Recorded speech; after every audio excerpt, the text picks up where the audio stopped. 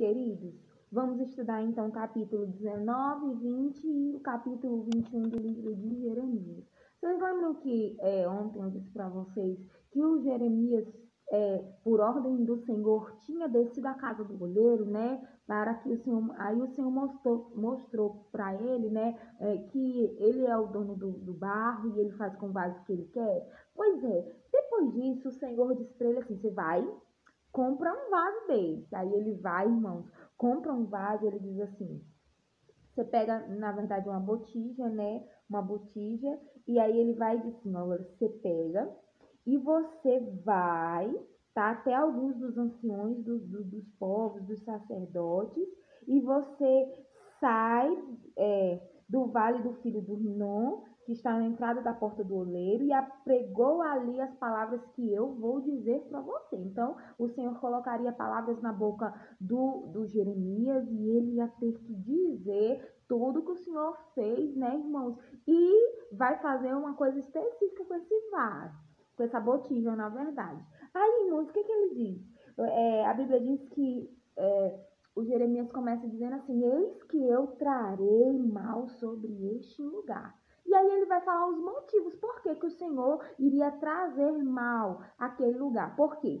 Deixaram o Senhor, profanaram o templo do Senhor, queimaram incensas aos outros deuses, irmãos, encheram aquele lugar de sangue inocente, edificaram altos a Baal, queimaram seus filhos no fogo, em holocaustos, irmãos. E por isso, a Bíblia, ele diz assim, diz o Senhor, que este lugar não se chamará mais Tofete, nem Vale do filho de Rinom, mas Vale da Matança. O que é isso, Vale da Matança? Não é a primeira vez que aparece aqui. Irmãos, é uma referência ao lugar onde eles queimavam os seus filhos vivos e ofereciam aos deuses. Então, aquele lugar não se chamaria mais Tofete e nem filho de Rinom, mas se chamaria Vale da Matança pelo que eles estavam fazendo com os próprios filhos para oferecer aos deuses, irmãos. Olha só.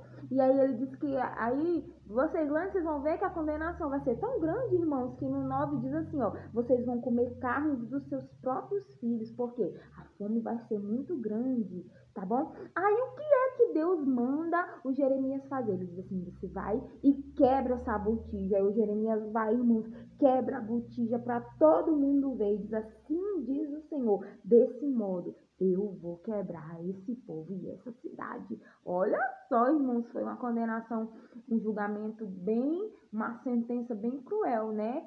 Mas que o povo, né, estava merecendo. Agora no 20, irmãos, é bem interessante, irmãos, que quando o Jeremias acaba de falar essas palavras, o Passur ou Fassur, dependendo de como está a sua Bíblia, quem era? Era o presidente dos sacerdotes, o líder, irmãos, mas só era a capa de Deus, ele não tinha nada, era um homem mentiroso que falava mentira, irmãos, para as pessoas de Deus, falava que Deus não dizia.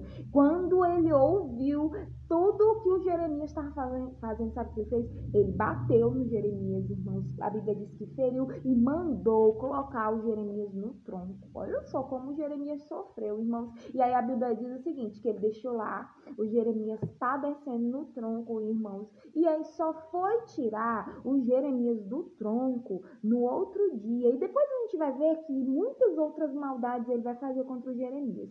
Quando ele chega no outro dia, irmãos, para tirar o Jeremias do tronco, vocês acham que o Jeremias estava corrompido ou com medo? Nada disso. Ele olha para o Fassur, irmãos, e diz assim, você não se chamará mais Fassur, agora você se chamará terror por todos os lados, você vai ser o terror dos seus amigos, você vai ser o terror para você mesmo e dá uma condenação para ele, irmãos. E aí diz assim, olha, quando vir os inimigos, você vai ser levado cativo e você não vai ser sepultado na cidade dos seus pais, você vai ser sepultado na terra do inimigo, porque você anda falando o que é falso, você só fala o que é mentira.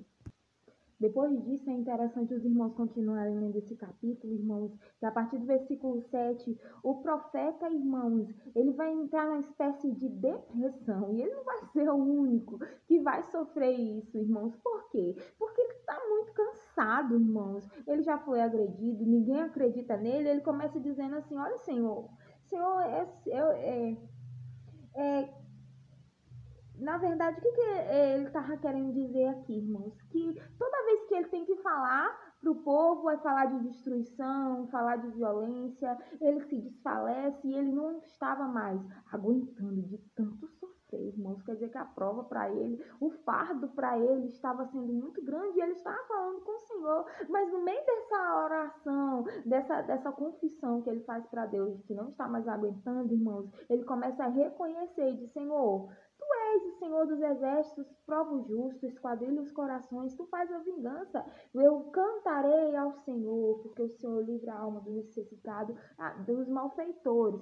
Tá, irmãos? Só que no versículo seguinte, a partir do 14, ele está tão perturbado, irmãos, ele está assim, tão triste, tão angustiado, uma espécie de depressão, que muitos dos grandes líderes da Bíblia, irmãos, já passaram por isso. Moisés entrou em depressão, Elias, a gente viu, irmãos, que pede a morte. Pois é, ele diz assim: maldito o dia que a minha mãe me deu a luz. Jó também, né, irmãos? Ele diz: olha, maldito o dia, quem me dera eu tivesse morrido no dia que eu nasci. Olha só, no ventre materno, se eu tivesse morrido, por que que Deus não me matou quando eu ainda estava no ventre da minha mãe? Olha só, irmãos. E aí ele vai ficar assim, se lamentando, pedindo mesmo a morte do Senhor.